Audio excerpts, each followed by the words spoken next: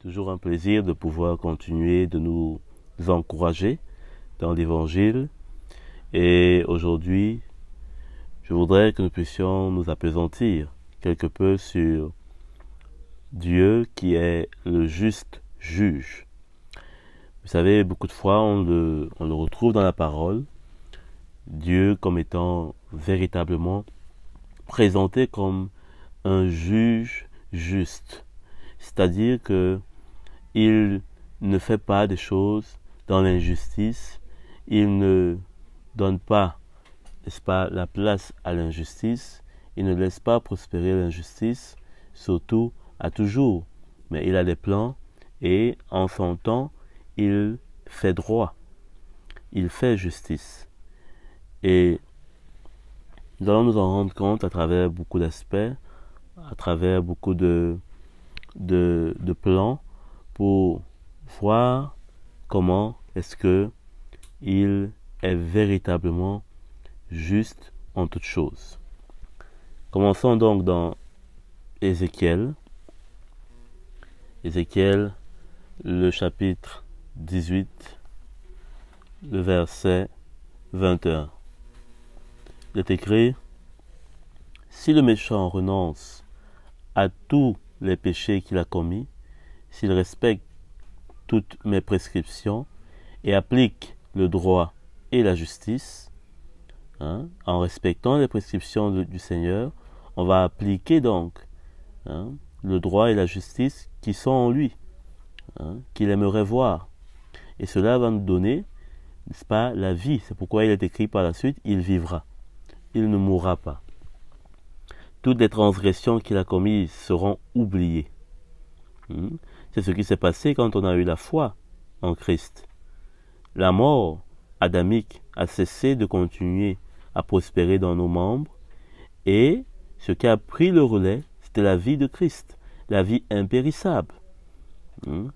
Donc, on quitte d'une condition, n'est-ce pas, de celle et du reste l'apôtre Paul et même l'apôtre Pierre le disent. En peignant, n'est-ce pas, la condition dans laquelle nous étions, eu égard à notre vie passée. Ils disent comment est-ce qu'on vivait, n'est-ce pas, selon les convoitises du monde. Et les fruits qu'on portait étaient ceux pour la mort. Donc ici, c'est pratiquement un parallèle avec ce que eux ils ont déclaré dans la Nouvelle Alliance. Et ici déjà, l'Esprit de Dieu parle au prophète Ézéchiel et lui montre cela. Et on retrouve cela dans ce qu'il dit. Vous savez que c'est un même esprit qui a opéré, que ce soit dans l'Ancienne Alliance, que ce soit dans la Nouvelle Alliance. L'Esprit de Dieu. Il n'y en a pas deux. Il n'y en avait pas un pour l'Ancienne Alliance et un pour la Nouvelle Alliance. Quoique, n'est-ce pas, son ministère, n'est-ce pas, ne soit pas le même. Donc, ici, nous voyons donc comment est-ce que Ézéchiel dit, n'est-ce pas, que toutes ces transgressions qu'il a commises seront oubliées. Tous nos péchés, toutes nos fautes, toutes les malédictions qui pesaient sur nous, se sont arrêtées. C'est pourquoi l'apôtre Paul dit que nous sommes une nouvelle créature, nous qui sommes en Christ. Les choses passées sont passées. Donc, il dit ici que nos fautes sont donc oubliées, et donc, il vivra grâce à la justice qu'il a pratiquée. N'oubliez pas que dans la Nouvelle Alliance, cette justice s'acquiert par la foi et non par les œuvres. C'est tout ce que l'apôtre Paul démontre dans Romains, notamment à partir du chapitre 3 à 4. Il démontre cela. Comment cette justice peut pas être acquise par les œuvres, notamment quand il cite Abraham. Comment est-ce que sa foi lui a été, n'est-ce pas, imputée à la justice. Donc, ici, nous voyons dans la suite, il dit: est-ce que je prends plaisir à voir le méchant mourir, déclare le Seigneur, l'Éternel. N'est-ce pas plutôt à le voir changer de conduite et vivre? Donc, le Seigneur n'a pas appelé l'homme à la mort. Il a appelé plutôt l'homme à la vie. au travers de Jésus. Parce que c'est au travers de Jésus qu'on peut appliquer les commandements du Seigneur par la vie de l'Esprit, en se soumettant à l'Esprit, et ainsi pratiquer, n'est-ce pas, le droit et la justice qui nous donneront la vie en Dieu. Donc, verset 24 dit, si le juste renonce à sa justice, donc là c'est le contraire. Si le juste renonce à sa justice, et se met à commettre l'injustice, s'il imite toutes les pratiques abominables du méchant, vivra-t-il?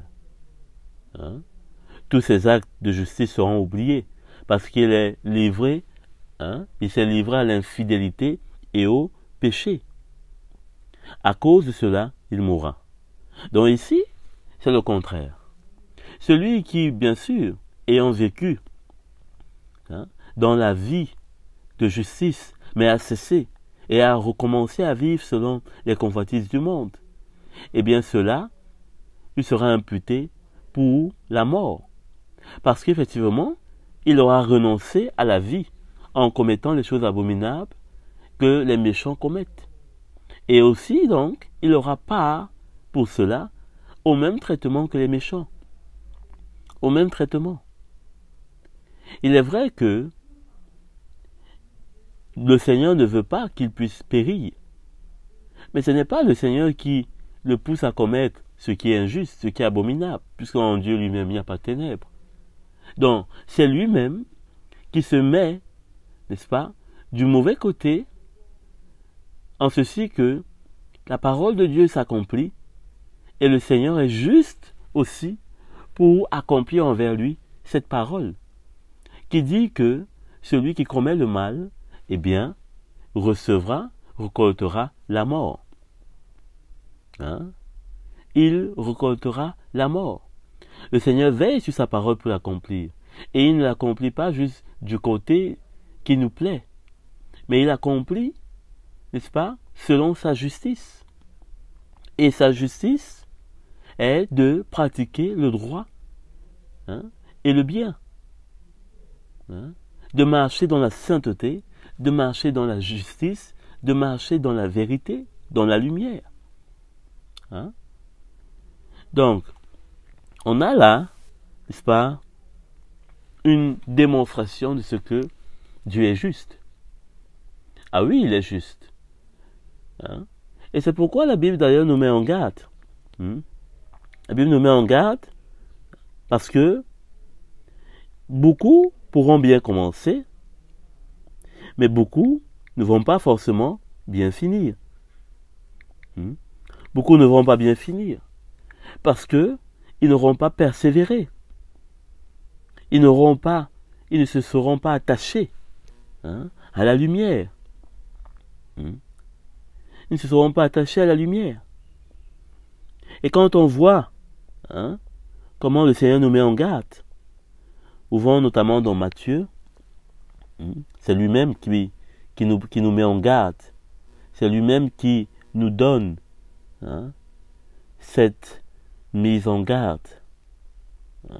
Matthieu 19, le verset 30. Il dit, bien des premiers seront les derniers, et bien des derniers seront les premiers. Bien des premiers seront les derniers. Bien les derniers seront les premiers. Et au verset 25, les disciples demandent, mais ayant entendu comment le Seigneur lui-même était en train d'exposer la loi et de montrer que, eh bien, ce n'est pas en cherchant à l'appliquer par nos propres œuvres qu'on peut réussir à parvenir à la justice de Dieu.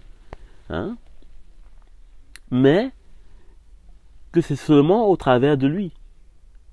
Il dit, notamment au verset 25, quand les disciples ayant fini de dire, mais qui peut donc être sauvé? Jésus dit au verset 26, aux hommes cela est impossible, mais à Dieu tout est possible. Qu'est-ce qui est possible? Hein?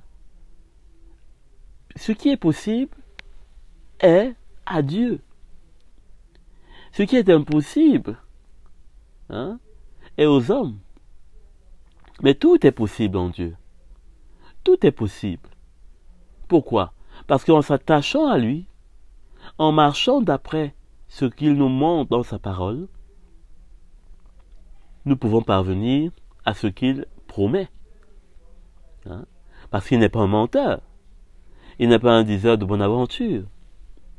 Il ne cherche pas son profit. Du reste, il souhaite, on a lu, que l'homme ne périsse point, mais qu'il ait la vie éternelle. Hein? Donc, on voit que il faut donc s'attacher au Seigneur, il faut donc obéir au Seigneur, afin que lui qui peut rendre toutes choses possibles, nous rende capables de parvenir jusqu'au bout et de terminer, n'est-ce pas, la course dans la lumière, afin d'hériter la couronne de vie qu'il promet à ceux qui vaincront, à ceux qui vont terminer la course, autrement dit. Donc, on voit dans Ézéchiel comment Dieu est véritablement juste. Et dans la Nouvelle Alliance, cela est encore bien plus visible. Comment la patience de Dieu, l'apôtre Pierre nous le dit, est notre délivrance. Parce que dans la Nouvelle Alliance, le Seigneur ne nous châtie pas du tic au tac. C'est-à-dire qu'il ne nous donne pas une censure à la minute même où on est tombé. Au contraire, il nous rappelle à l'ordre par son esprit. Il nous donne du temps pour nous humilier, pour nous abaisser, pour reconnaître et confesser nos torts. Et même, Jésus étant parti, il y a 2000 ans déjà, ce n'est pas 2 jours après qu'il est revenu. Même cela nous montre comment le Seigneur est patient. C'est vrai que 1000 ans peut être pour le Seigneur comme un jour. La parole de Dieu nous le dit bien. Mais, ce qui est sûr, selon nous, l'appréciation du temps que nous avons, ce n'est pas un jour. Et donc on peut quand même voir la grâce de Dieu, la bonté du Seigneur, qui est de nous donner du temps. Même à nous qui sommes aujourd'hui dans la foi, de bien laver nos robes dans le sang de l'agneau, de bien nous purifier, d'être sanctifiés par l'œuvre de sa parole, afin qu'il ne soit trouvé en nous aucune tache, aucune ombre de ténèbres. Quelle grâce, quel juge juste. Cela est extraordinaire. Mais n'oublions pas, beaucoup peuvent être les premiers, beaucoup peuvent être les derniers, mais beaucoup aussi ne pourront pas terminer la course parce qu'ils ont été les premiers ou bien parce qu'ils ont été les derniers. Même les derniers pourront peut-être se retrouver en difficulté parce qu'effectivement, ils n'ont pas bénéficié peut-être de toute la grâce de Dieu dans sa patience, dans le temps qui nous est donné aujourd'hui, imparti, pour chercher Dieu, pour nous laisser purifier, sanctifier des choses ténébreuses qui peuvent encore résider dans nos âmes corrompues, de tous ces résidus du mal qui sont comme des plants en germination en nous et dont le Seigneur a besoin de tailler, de déraciner, d'arracher, comme il a fait au temps des Juifs, quand Jérémie, il a ébranlé, il a arraché tout ce qu'il y avait qui n'était pas de lui dans son peuple. Alors, nous voyons que dans la parabole du fils prodigue, il est clair que le Seigneur démontre au travers de cela sa grâce, démontre au travers de cela sa bonté. Parce que ce fils s'était perdu dans Luc, au chapitre 15. Hein? Il nous a montré un fils qui s'est perdu, un fils qui s'est laissé aller dans, n'est-ce pas, ses convoitises. Mais son père n'a pas pour autant cessé de désirer qu'il revienne, qu'il soit de retour. Parce que le Seigneur, au travers de cette parabole, nous montre un fils qui, dans sa liberté, parce que alors même que le Seigneur voudrait que nous puissions marcher dans la justice, dans le droit, chemin qu'il a pour nous, même s'il est resserré, mais il est droit ce chemin. Et c'est sur ce chemin qui a la vie. Nous demeurons libres. Nous ne sommes pas comme si on était forcés. Et c'est bien souvent ça notre problème, la liberté que nous avons. Hein? Mais le problème n'est pas du côté de Dieu qui nous a donné cette liberté. Le problème est de notre côté. Hein? Parce que dans cette parabole du fils prodigue, eh bien, le père ne l'a pas arrêté, ne l'a pas empêché de partir. Mais étant parti, s'étant retrouvé sur le chemin de la mort, de la misère, il est revenu. Et quand il est revenu, eh bien, il avait bénéficié d'une œuvre, par cette correction qu'il avait ressentie en lui, d'une œuvre que celui-même, son fils aîné, son frère aîné, pardon, qui était resté dans la maison, n'avait pas pu bénéficier. La correction du Seigneur,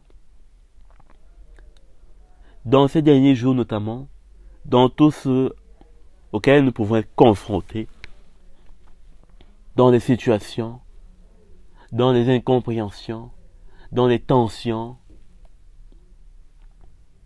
eh bien, doivent nous enseigner, doivent ouvrir nos yeux pour que nous puissions voir ce que nous ne voyons pas. C'est étant au dehors que ce fils prodigue a réalisé toute la sécurité qu'il avait étant chez son père. Il a réalisé tout ce qu'il y avait de riche, de précieux auprès de son père, dans la maison de son père. Eh bien, parfois, nous aussi, dans la maison du Seigneur, on ne réalise pas. Nous ne réalisons pas toute la sécurité que nous avons, toute la protection que nous avons. Combien de fois on s'est éloigné du Seigneur et c'est de peu que notre vie n'a pas failli être mise en danger.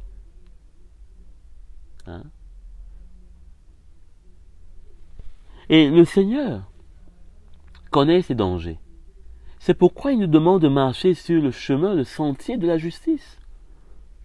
Parce qu'il sait qu'il y a la vie sur ce seul sentier et pas ailleurs. Vous savez, on dit souvent que l'herbe paraît plus verte ailleurs. Eh bien oui. Mais c'est quand on y est, qu'on se rend compte que ce n'était juste que une vue de loin. Et que beaucoup de choses se sont déposées sur cette vue. Et finalement, ont biaisé ce qu'on devait véritablement voir.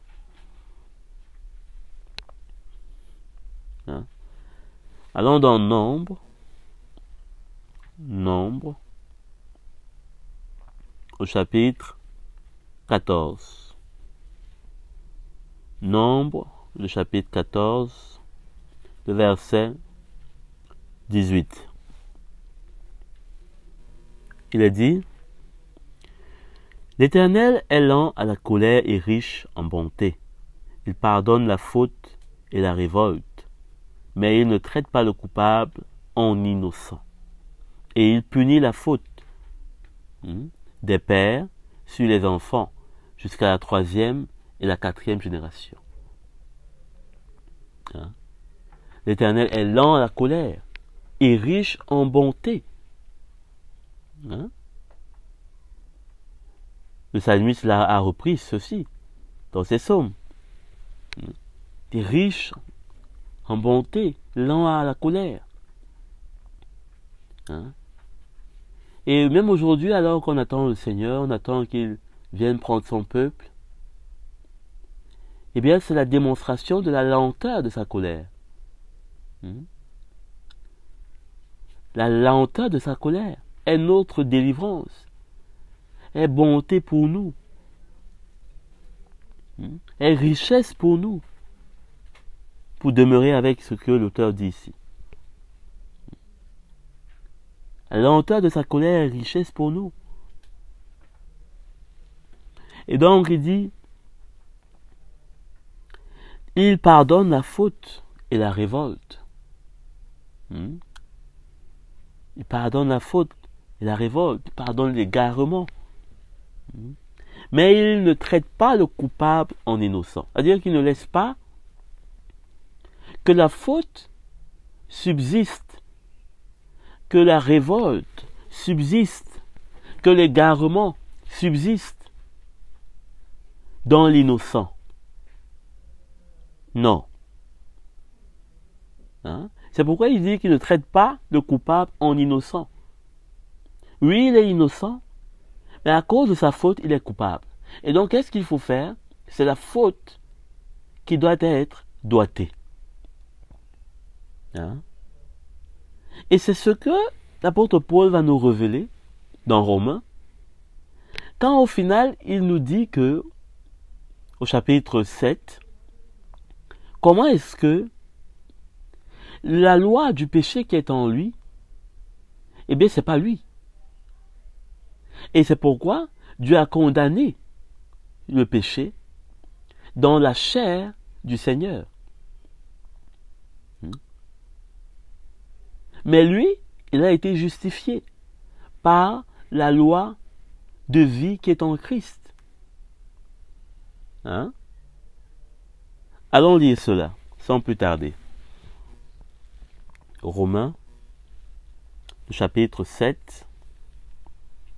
Romains, chapitre 7. Le verset.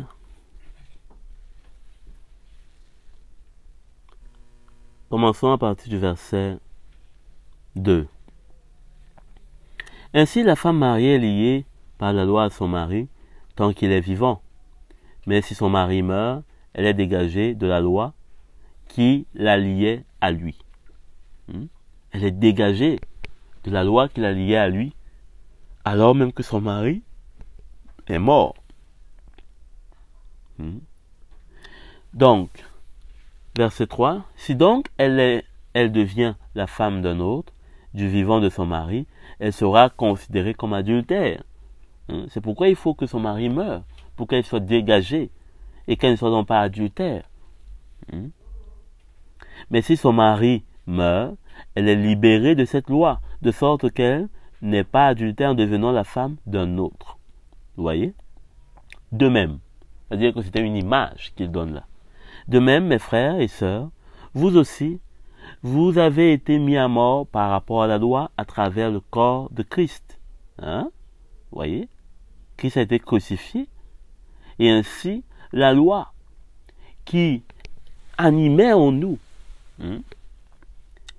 le péché et donnait la force au péché de régner sur nous, eh bien, a été mise à mort. Hein? Au travers du corps de Christ. À celui qui a ressuscité, afin que nous portions des fruits pour Dieu. Vous voyez? En effet, lorsque nous étions livrés à notre propre nature, les passions pécheresses éveillées par la loi, agissaient dans nos membres, de sorte que nous portions des fruits pour la mort. J'ai déjà parlé de ça dans des précédents partages, de montrer comment est-ce que cette loi, et même dans une étude consacrée à Romains, comment est-ce qu'au chapitre 7, vous pouvez retrouver tout cela, notamment sur ma page Facebook, comment est-ce que le péché, la loi, interagissait pour finir par condamner l'homme. Donc on ne va pas s'attarder de plus. Verset 6, mais maintenant nous avons été libérés de la loi, car nous sommes morts à ce qui nous retenait prisonniers, de sorte que nous servons sous le régime nouveau de l'esprit, et non sous le régime périmé de la loi écrite.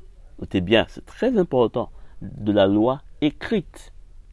Parce que dans la nouvelle alliance, et même depuis les prophètes, Dieu a toujours dit qu'il nous donnera sa loi, mais plus écrite sur les tables de pierre, mais sur les tables de chair. C'est pourquoi ici nous sommes dégagés du régime périmé de la loi écrite. Cette loi ne sera plus sur des tables de pierre ou je ne sais pas moi, mais dans nos cœurs, par le ministère de l'esprit. C'est pourquoi, plus en avant, il est dit sous le régime nouveau de l'esprit. Verset 7. Que dirons-nous donc? La loi est-elle péché? Certainement pas. Mais je n'ai connu le péché que par l'intermédiaire de la loi. En effet, je n'aurais pas su que la convoitise, ce que c'est que la convoitise, si la loi n'avait pas dit « tu ne convoiteras pas ». Saisissant l'occasion offerte par ce commandement, le péché a produit en moi toutes sortes de désirs. En effet, sans la loi, le péché est mort. Pour ma part, sans la loi, je vivais autrefois. Mais quand le commandement m'a trompé, et quand le commandement est venu, le péché a repris vie en moi. Je suis mort. Il s'est trouvé que le commandement qui devait me conduire à la vie m'a conduit à la mort. En effet, le péché, saisissant l'occasion offerte par le commandement, m'a trompé et par lui m'a donné la mort. Ainsi donc, la loi est sainte et le commandement est saint, juste et bon. Donc, du côté de Dieu, il n'y a aucun problème, il est juste. Ses commandements étaient justes. Ses commandements sont justes. Tu ne convoiteras pas la chose ou l'objet d'autrui. Cela est juste.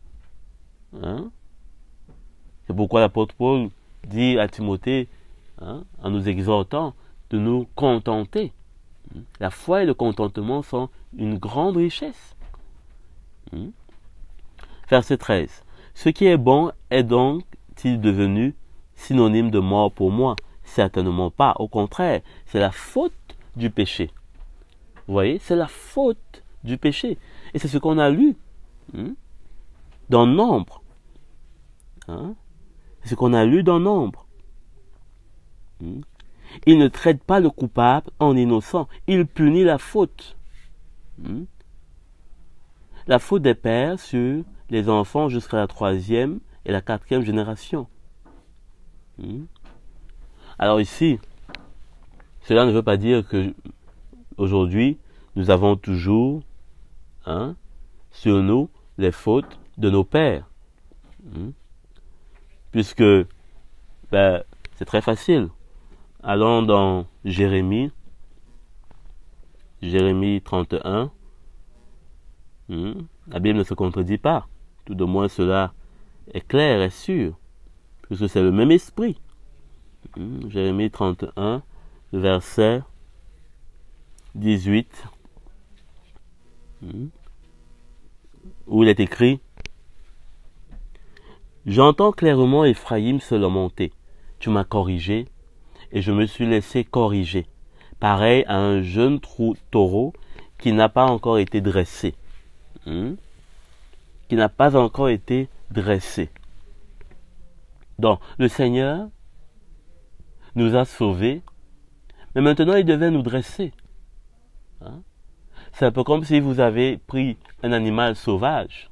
Et du reste, dans Romains, l'apôtre Paul présente les non-juifs comme étant de l'olivier sauvage. Nous étions d'une nature sauvage. Nous étions emportés par nos propres désirs, par nos propres passions, sans la loi de Moïse, du reste, qui nous montrait le commandement juste de Dieu. Nous étions livrés à nous-mêmes. Donc, il dit au verset 18, ou 21 plutôt, nous étions pareils. Nous étions pareils. Verset 18, oui. Nous étions pareils à des taureaux qui n'a pas été dressé. Fais-moi revenir et je reviendrai, car tu es l'Éternel, mon Dieu. Revenu à de meilleures intentions, je regrette mon attitude. Après avoir pris conscience de mon état, je me frappe la cuisse, je suis honteux, rempli d'humiliation, car je dois porter le déshonneur de ma jeunesse. Vous savez que dans la Nouvelle Alliance, nous sommes appelés à grandir.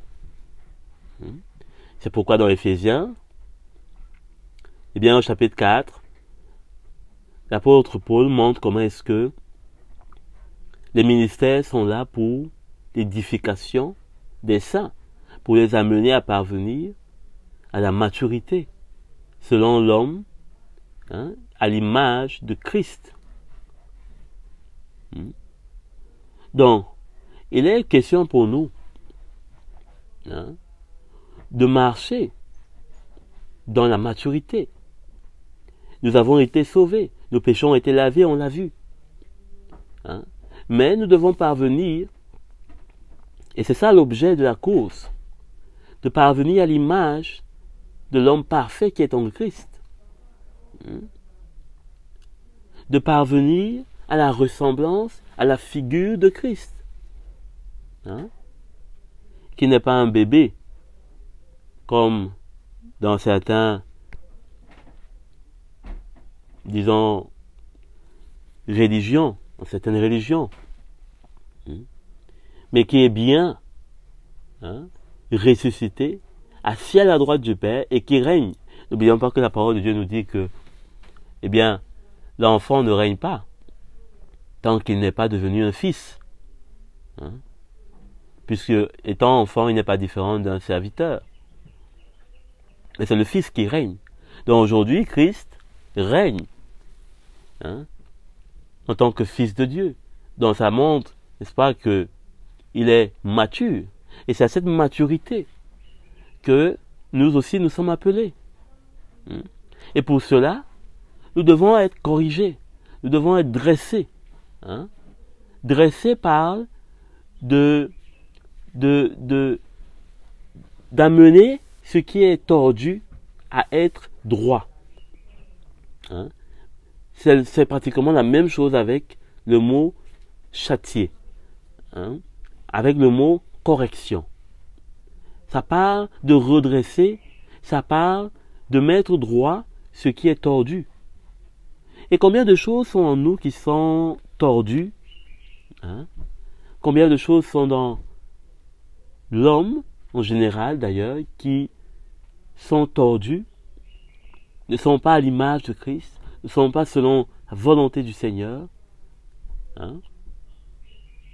Et ici, c'est Éphraïm, c'est-à-dire que c'était une tribu de ce peuple juif qui parle et qui dit que, il a besoin d'être redressé. Il était déjà dans l'alliance que Dieu avait faite avec ses pères. Mais il parle de combien il a besoin d'être redressé. Parce qu'il s'est égaré. Et aujourd'hui, dans la foi, dans l'Église, nous avons besoin de ce redressement. De permettre au Seigneur de nous redresser. Parce que quand nous sommes arrivés, quand nous sommes entrés dans le salut, nous avions encore quelque chose de sauvage en nous. Quelque chose qui était mal droit. Et au fur et à mesure que nous demeurons dans le Seigneur, qu'on s'attache à lui, que l'on persévère, que l'on demeure en Christ, pour parler comme l'apôtre Paul, il nous redresse. Il redresse ce qui est tordu. Il redresse la brebis dont le pied est tordu. Il est le berger de nos âmes. Vous savez qu'il peut arriver à une brebis d'avoir un pied tordu, peut-être parce qu'elle courait mal. Et le berger est là pour venir redresser, pour soigner la brebis dont le pied est tordu. Du reste, dans Ézéchiel, Dieu fait un procès au berger, au faux berger, au mauvais berger, qui n'ont pas redressé la brebis dont le pied était, n'est-ce pas, handicapé. La brebis faible. Donc, nous voyons ici que le Seigneur veut faire une œuvre. Et nous étions sur le point de montrer comment est-ce que les malédictions de nos pères ne demeurent pas sur nous. On en vient. Donc toujours dans Jérémie 31, nous sommes rendus au verset 20. Éphraïm est-il donc pour moi un fils chéri, un enfant qui fait mon plaisir, pour que chaque fois que je parle contre lui, son souvenir reste si fort en moi. C'est que je suis profondément bouleversé quand il est question de lui. Je ressens beaucoup de compassion pour lui, déclare l'Éternel. C'est-à-dire que Dieu véritablement prouve ici que sa colère est lente. Parce que, eh bien, pour un fils comme Éphraïm, il est bouleversé à chaque fois qu'il entend de lui. À chaque fois qu'il voit Éphraïm aller dans des voies contraires. De même aujourd'hui, le Seigneur est bouleversé, il est attristé quand on s'éloigne de lui, quand on ne porte pas sa pensée, quand on ne se laisse pas mettre sur l'autel afin de perdre notre vie, quand on n'abandonne pas nos vies en ses mains et de vivre pour lui. Mais il ne nous rejette pas pour cela. Et en cela, nous ne portons pas les malédictions de nos parents. Parce que parfois, à un certain niveau, le chrétien ne comprend plus sa vie, il ne comprend plus ceci ou cela, tel aspect. Et ce qui remonte tout de suite, peut-être que c'est une malédiction. Mais ce n'est pas le cas. Puisque nous avons été rachetés de la malédiction de la loi, on l'a lu dans Romains. Mais, au contraire, il dit à partir du verset 20, ou continuons d'ailleurs au verset 21, il dit « Dresse-toi des poteaux indicateurs, place des points de repère, prête attention à la route, au chemin que tu as suivi. » Ça me rappelle un peu ce que l'apôtre Paul dit à Timothée. Garde bon dépôt.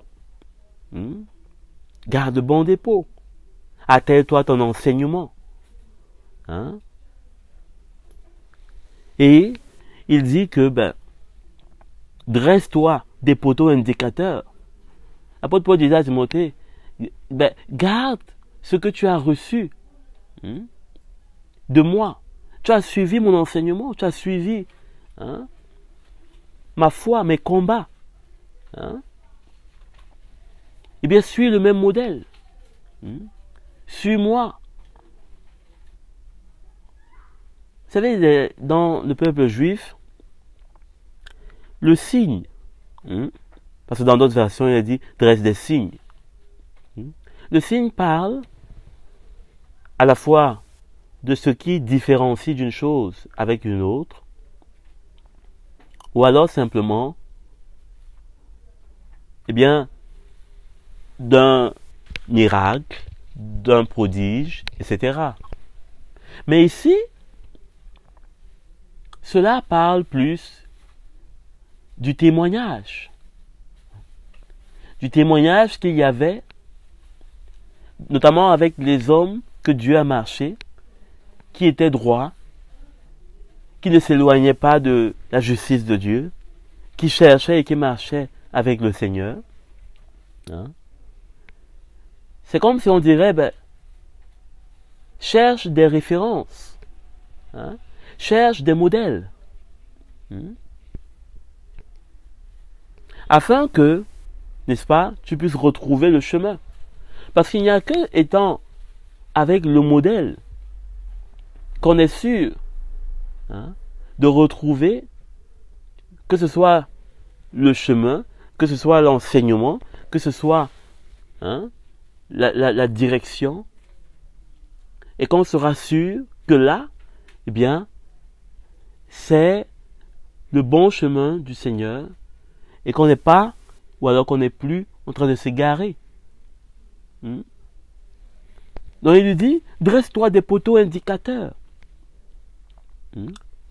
Dresse-toi des poteaux indicateurs. C'est comme si on aurait dit, ben, reviens sur le fondement qui a été posé. Reviens à la prédication qui t'a été annoncée. Cette prédication de la foi, ou alors de la croix, en lien avec la croix de Christ. Donc, il dit, place des points de repère. Prête attention à la route. Parce qu'il n'y a pas plusieurs routes. On dit, ben, vous savez, pour Rome, on dit souvent, tous les chemins mènent à Rome. Oui, pour Rome, cela est normal. Plusieurs chemins peuvent mener à lui. Mais pour le royaume du Seigneur, il n'y a pas plusieurs chemins. Il y a un seul chemin. Il n'y a même pas deux. Il n'y a même pas un qui mène au vrai chemin. Non, il y a un seul chemin. Donc il faut revenir à ce chemin étroit. Donc Jésus dit que plusieurs ne le trouvent pas. Et finissent par se perdre. Alors, pour enfin tomber et mettre la main sur ce passage qui nous montre que le Seigneur ne punit plus, ou alors du reste, disons, qu'il ne corrige pas les enfants sur la base de ce que leurs parents ont fait. D'ailleurs, on l'a lu. Comment Dieu disait dans Ézéchiel que celui qui fait ce qui est bien et juste, c'est lui qui vivra. Ça n'a rien à voir avec ce que mes parents ont fait. Mais c'est ce que moi je fais.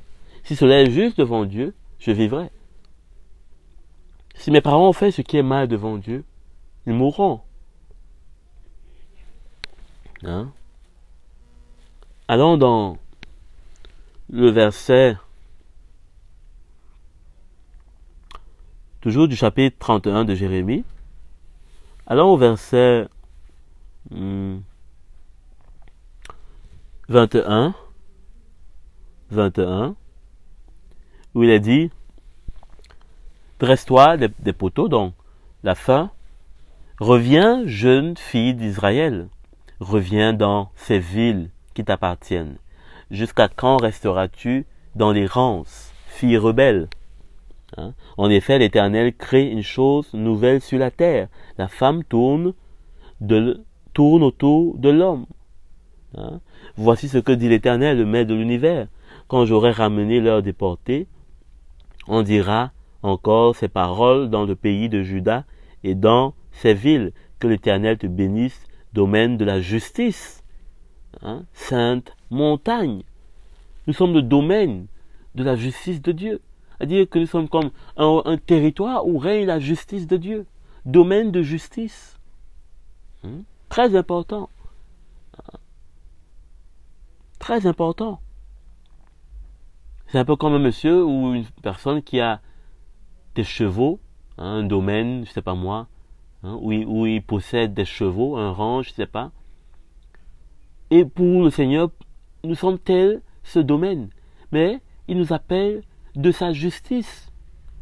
Ce n'est pas un domaine d'injustice où on a des richesses injustes, où on cherche à s'amasser des choses sur cette terre. Non. Nous sommes un domaine de justice. Donc, allons maintenant par la suite. Allons trouver directement ce verset. Allons trouver directement ce verset où il est dit, à partir du verset 29, durant ces jours-là, on ne dira plus, ce sont les pères qui ont mangé des raisins verts, mais ce sont les enfants qui ont eu mal aux dents. Parce que les Juifs avaient souvent cet adage. Ben, les pères ont mangé des fruits verts, les enfants, c'est eux qui auront mal. Hein? Non. En ce jour-là, dans cette alliance nouvelle, chacun mourra en raison de sa faute. Quand un homme mangera des raisins verts, il aura lui-même mal aux dents. Voyez? Hein? Du reste, dans la nouvelle alliance, hein, les Épîtres nous montrent comment est-ce que chacun récoltera ce qu'il aura sémé. Hein? Même s'agissant de la générosité. Hein? L'apôtre Paul dit comment aux Corinthiens que celui qui sème peu, moissonnera peu. Celui qui sème abondamment, moissonnera abondamment. Même si c'est selon son cœur, mais effectivement, selon son cœur, il moissonnera ce qu'il a moissonné, ce qu'il a sémé. Pardon. Donc, nous avons vu comment est-ce que le Seigneur aimerait nous corriger, alors même que il nous appelle à être sauvés. Il nous a appelés au salut. Et il aimerait nous corriger, afin qu'on puisse persévérer et qu'on ne puisse pas retourner à la vie passée, où la mort était notre lot. Mais que nous puissions avoir, n'est-ce pas, l'espérance, comme l'auteur des Hébreux le dit, à ceci. Ouvrons d'ailleurs du reste dans l'Hébreu. Hébreux, au chapitre 12, le verset 9. Est écrit: D'ailleurs, puisque nos pères terrestres nous ont corrigés et nous les avons respectés, nous ont corrigés. Dans la version notamment de Darby, il est écrit: nos pères nous ont disciplinés. Disciplinés, c'est-à-dire nous ont donné de la discipline.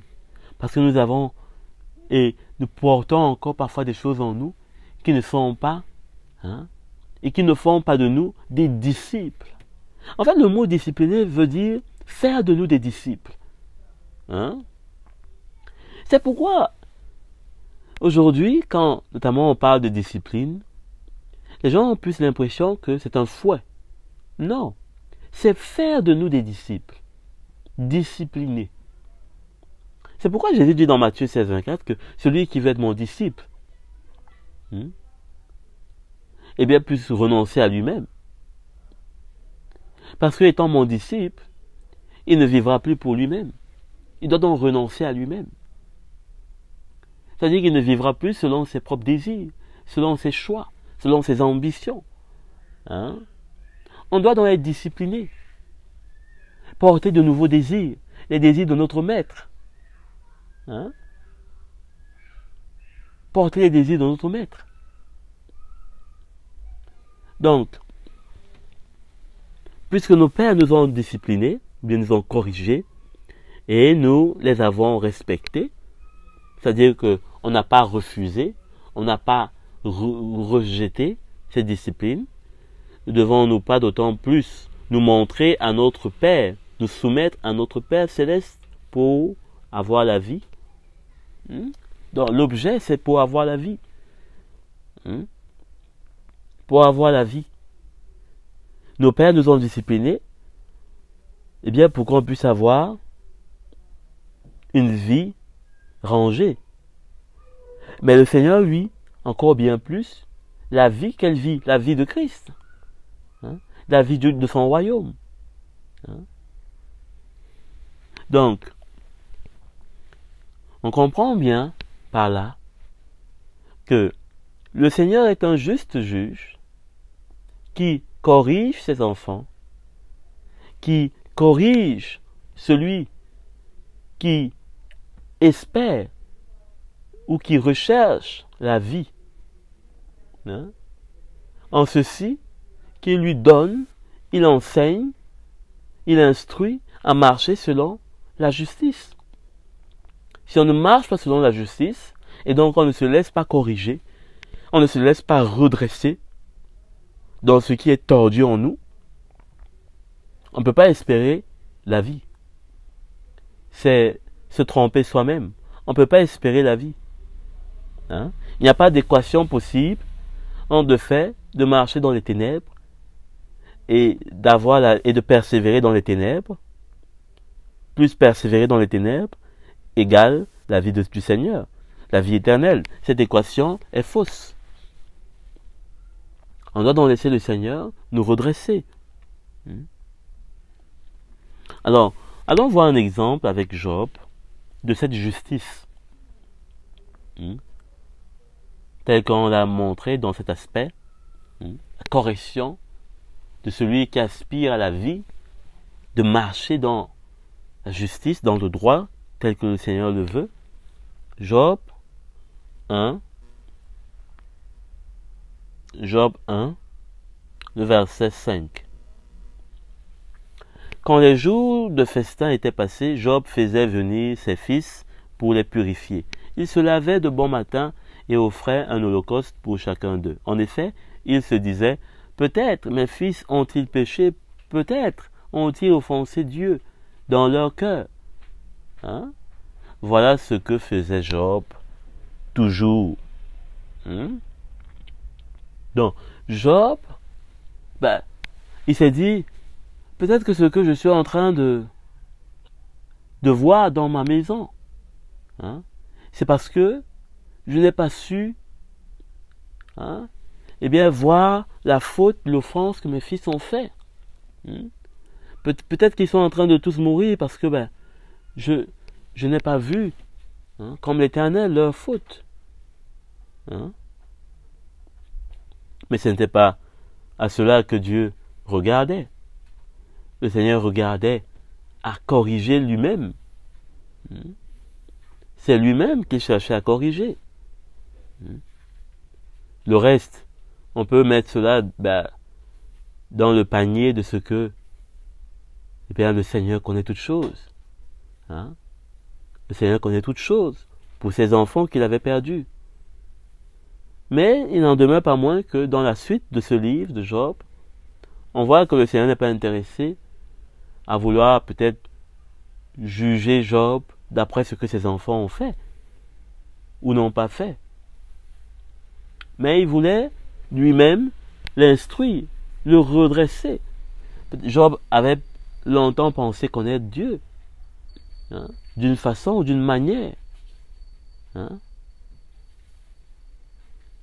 Mais Dieu avait cherché à ramener dans son intelligence, dans sa connaissance de ce Dieu, une autre facette, une vie surtout, une démonstration de ce que ce Dieu est capable de tellement de choses, pour sa gloire, et pour véritablement nous emmener dans la vie qu'il voudrait nous donner. Alors également dans 2 Samuel,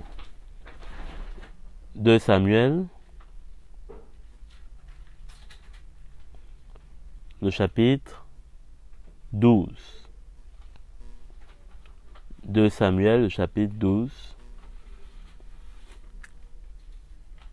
le verset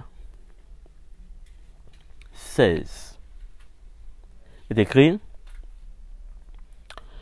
David pria Dieu pour l'enfant et jeûna. Lorsqu'il rentra, il passa la nuit couché par terre. Les responsables du palais insistèrent auprès de lui pour qu'il se lève. Mais il refusa et il ne mangea rien avec eux. Le 7e jour, l'enfant mourut. Le serviteur David avait peur de lui annoncer que l'enfant était mort, car il se disait, lorsque l'enfant était encore vivant, nous lui avons parlé et il ne nous a pas écoutés. Comment serons-nous lui dire que l'enfant est mort? Il réagira mal. David s'aperçut que ses serviteurs parlaient tout bas entre eux et comprit que l'enfant était mort. Il leur demanda, l'enfant est-il mort? Ils répondirent, il est mort. David se releva, il se lava, se parfuma et changea d'habit. Puis il se rendit dans la maison de l'Éternel et s'y prosterna. De retour chez lui, il demanda qu'on lui serve à manger et il mangea. Donc, Ici, nous connaissons bien l'épisode. C'est après que David ait fait mourir Uri. Et puisque le Seigneur, dans ses prescriptions, avait toujours dit que celui qui fera mourir son prochain pour acquérir son bien, bien ce qu'il récoltera, c'est la mort. La mort qu'il a récoltée, que David a récoltée ici, c'était la mort de cet enfant né de l'union avec la femme d'Uri. Donc, il est mort et David maintenant, avant qu'il ne meure, pensait pouvoir sauver cet enfant en jeûnant, en faisant toutes sortes de choses, comme nous aussi nous avons bien souvent le désir, sans comprendre toutefois que le Seigneur voulait beaucoup plus le corriger et par là même mettre en exécution sa parole. Donc, cette correction, n'est-ce pas, a été bien appliquée à Job, plutôt à David, et nous avons ici, donc, nous voyons comment est-ce que l'homme parfois, cherche à échapper à la correction de Dieu. Pendant que Dieu était intéressé à le corriger, lui il était intéressé à faire des jeûnes comme pour incliner le cœur de Dieu, à ne pas le corriger jusqu'au point où Dieu voulait le corriger. Puisque vous me direz, mais déjà la souffrance de cet enfant était une correction. Mais sauf que Dieu ne voulait pas s'arrêter là. Dieu avait son planning. Et ce planning ne pouvait pas s'arrêter. Parce que Dieu seul connaît jusqu'où il a besoin de toucher l'homme, de corriger l'homme, pour qu'il y ait, n'est-ce pas, une obéissance totale, pour qu'il y ait un repenti véritable. Donc, il n'avait pas encore été à ce point, et Dieu seul, qui voit les cœurs et les reins, n'a pas hésité jusqu'à amener que cet enfant, puisse mourir. Vous voyez, notamment, c'est totalement l'inverse avec ce que le patriarche Abraham a expérimenté. Dieu, par un ange, l'a empêché de terminer l'œuvre qu'il avait dans son cœur. Parce que Dieu savait que, assurément, Abraham devait tuer son fils, sans pouvoir frémir. Donc Dieu l'a arrêté à temps, ayant vu jusqu'où l'intention de son cœur était d'arriver. Donc Dieu connaît nos cœurs, bien-aimés. Et parfois il va traiter l'un d'une manière et l'autre d'une autre manière. Et à nous de ne pas simplement peut-être établir des comparaisons sans raison, parce que en chacun de nous, il y a une œuvre particulière. Il y a une faiblesse particulière. Il y a quelque chose que Dieu voit et qu'il sait comment redresser. Et parfois, pour certains, ça peut prendre 2 jours, 1 semaine, et l'œuvre sur ce point est terminée. Mais pour d'autres, ce ne sera pas forcément pareil. C'est comme avec la maladie. Dieu peut guérir une personne en 1 jour, et à une autre, laisser le temps s'opérer. Peut-être pour donner un témoignage à d'autres, dans la vie de cette personne, etc. C'est d'ailleurs pourquoi, n'est-ce pas, pour le jeune homme qui était aveugle-né, Jésus va dire, ce n'est pas à cause de ses parents, mais c'est à cause de ce que la volonté de Dieu est de glorifier, n'est-ce pas, le Seigneur au milieu des hommes. Et le Seigneur a pu faire un miracle, et cela, n'est-ce pas, a glorifié Dieu. Cela a démontré que Jésus était véritablement le Messie, même comme malgré tout cela, il ne croyait pas. Donc, nous avons besoin d'arriver à accepter la correction du Seigneur, qui peut être sous beaucoup de formes, sous beaucoup d'aspects. Mais seul le Seigneur connaît jusqu'où cette correction doit aller. Et on ne doit pas vouloir mettre notre main. On ne doit pas vouloir chercher à restreindre la puissance de cette main de correction. Peut-être avec nos prières, nos jeûnes. C'est pourquoi Jésus dit d'ailleurs du reste de ne pas multiplier des paroles. Parce que, quand on a prié pour une chose, on doit attendre. En cela, nous aussi, nous sommes corrigés. Peut-être que nous verrons par la suite que eh bien, le Seigneur avait un tout autre plan, hein, ou une toute autre, disons comme ça, un tout autre intérêt, et qui n'était pas forcément celui-là que nous voulions ou bien auquel on s'attendait. Donc nous avons besoin de revêtir, hein, cette humilité, hein, de comprendre que la correction du Seigneur est véritablement notre salut, en ceci que elle va nous redresser pour que nous puissions devenir disciplinés, dans des disciples, et étant des disciples, nous allons abandonner notre vie, nous allons porter notre croix, nous allons suivre le Seigneur pour son œuvre et son royaume. Et en cela, nous sommes pleinement en train d'accomplir la justice de Dieu et le droit qui, n'est-ce pas, prévaut dans son royaume. Hein? Donc, ça c'était pour le premier point, n'est-ce pas, de voir comment le Seigneur est un juste juge. C'est ce qui transparaît. Hein? Puisque s'il donnait la vie à ceux qui ne sont pas dans la lumière, ceux qui sont dans les ténèbres verraient que ce n'est pas juste. Et pourtant, par cette œuvre, le Seigneur amène toutes choses, n'est-ce pas, à être juste.